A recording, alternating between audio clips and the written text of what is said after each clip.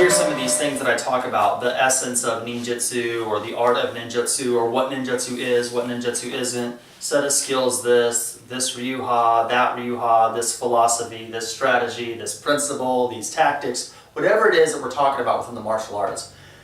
I think it's very important that you guys need to realize what you hear and what you understand is your perception. And that perception can only be understood or defined in your brain, in your reality, by your perspective. So if you've only trained in the arts for, say, 5 years, 10 years, something like that, there's only going to be, you can only understand what you know and what you can relate, what you're hearing, how you can relate that to what you know. Because if you're hearing something that's totally foreign, you're not going to understand it. There has to be knowledge, and then you acquire new knowledge, and you relate those things together. That's what you get your understanding, right? So if you've only trained, say, someone who's only trained like a couple months or a couple weeks, and then they come to a stealth camp and they start hearing me talk about the Bansenjukai or the Shoninki or the Ninpoden or something like that, it makes it very difficult for them to truly understand the weight of what I'm talking about because they don't have enough knowledge to back up the information that I'm giving. But when we go back and we talk about like what ninjutsu is, what the kanji of nin means, what's the point in understanding of it, why do we use it, why do we train with it, why is it the essence of what we're trying to accomplish through our martial training, through Keiko? That changes as your perspective changes because your position changes, therefore your perspective changes, and once your perspective changes, your perception on that topic will also change. We see this all the time in life. People, how many of you guys, seriously, you're a teenager and damn it, this was the best music band, or this was the best TV show, or this was the best video game, or whatever, that was the best one.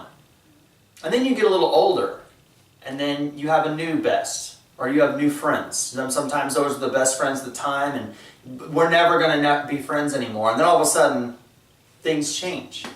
Your perspectives, right, are changed because your position has changed. When you're 6 years old, your perspective is different than when you're 16 years old, right? So when your position is 6 years old, your perspective is going to be 6 years old.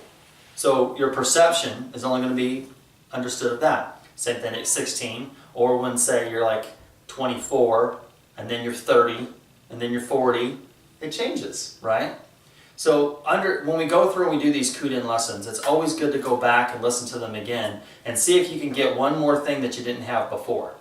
The worst thing as a martial arts student is to hear the master talk about philosophy and understanding of something or the essence of something, and you hear the words and you don't know anything more than what you knew the last time you heard it or the first time that you heard them talk about it. Because that means you really haven't broadened your perception.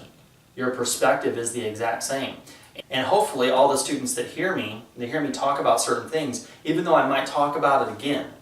Oh, she's made 4 videos on that topic. Well, I have, but if you're hearing it for the 4th time, do you get something different out of it? Because you should. And if you don't, you should ask yourself why. Do you catch what I mean? Mm-hmm. That in itself is this constant idea of learning and refining and creating friction, trying to really get deeper into the meaning of something. It's like, you can't sharpen a sword without applying friction, right? Same concept. So I want you guys to keep that idea once I start talking about certain things.